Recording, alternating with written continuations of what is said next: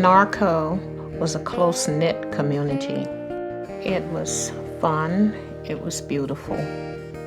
It began as a sugarcane plantation worked by slaves. They called it the Old Diamond. By the 1920s, this region's agricultural tradition had died out and given way to a fresh crop, a growing petrochemical industry. Along with the new harvest of jobs came pollution, eventually earning the area a nickname, Cancer Alley. In the late 40s, I can remember running up and down the levee. The oak trees that existed in Norco was inside what we call the big yard. I remember my dad coming home saying that we were going to move and that industry was coming in, but they've also promised a lot of jobs for the people. Margie Richard's Old Diamond had evolved into a low-income African-American neighborhood. And next door, across the fence line, was Shell Chemical. From 1929, the facility had grown to the size of 9 football fields. But the one-time promise of new jobs for the community never materialized. And more bad news was yet to come.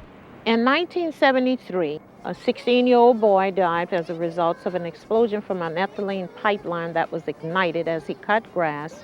And then in the 80s, there was another explosion that happened. That brought the awareness of should we be located this close between the two facilities. This incident was a defining moment for Margie Richard and heralded a grassroots movement that galvanized her close-knit neighborhood. Everybody was talking about how bad they felt and how they couldn't breathe.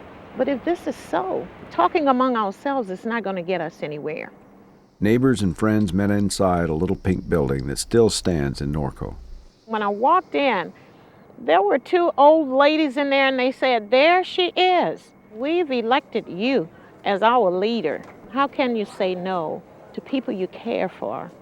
Concerned Citizens of Norco was formed, and one of the first steps was to enlist the aid of science to help confirm the health suspicions. WILMA SUBRA, an environmental consultant, got on board. There were a lot of concerns in the area of Norco over the issues of the emissions and the releases. I had them start putting together journals where they recorded their health impacts. So it gave Margie an opportunity to present firsthand what it was really like in their communities. We had Shell and we had EPA suddenly realizing there were problems. Margie recognized that they would need to enlist other allies. Denny Larson of Global Community Monitor and Ann ROLFES of the Louisiana Bucket Brigade helped teach residents how to capture air to document the environmental risks. What Margie did is she immediately recognized the use of the bucket. It was a tool to give them evidence. It turns a very vague complaint into very precise evidence of harm. A lot of the chemicals are known and suspected cancer-causing agents. With the scientific information, there was no way they could say it's not happening. Armed with this data, Margie and the concerned citizens of Norco continued with what would have become a 13-year battle with Shell, lobbying for air monitoring in the town and a relocation option for those who wanted to move.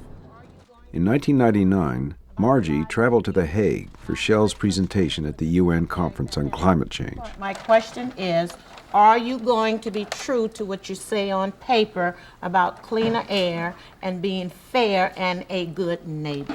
I know that there is issues around the Norco refinery. We're trying to resolve these. Shell gave in, and residents brokered a first-of-its-kind relocation victory to move away from the fence line. And the Diamond Options Program provides an option for those who choose to do so to leave.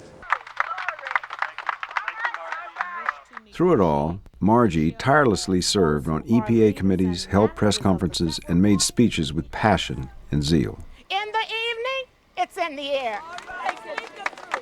Margie's strength is her perseverance and her faith in God. I'm going home. I got to go home. Those things have allowed her to win relocation for her community and a better environment. Most of Margie's neighbors took Shell's relocation offer and have moved to better homes and safer neighborhoods. Finally, a day came where there was deliverance from pollution, and now I see people, they're enjoying their homes, they're happy. Margie continues to fight along other fence lines in Texas, Kentucky, Louisiana, and Africa. I am so happy that a day that I dreamed of really took place, where there were no people living clustered on the fence line of an industrial facility in an area that is really theirs, our land, our houses. With God and the right people, all things are possible. For outstanding environmental achievement in North America, the 2004 Goldman Environmental Prize is awarded to Margie Eugene Richard, Norco, Louisiana.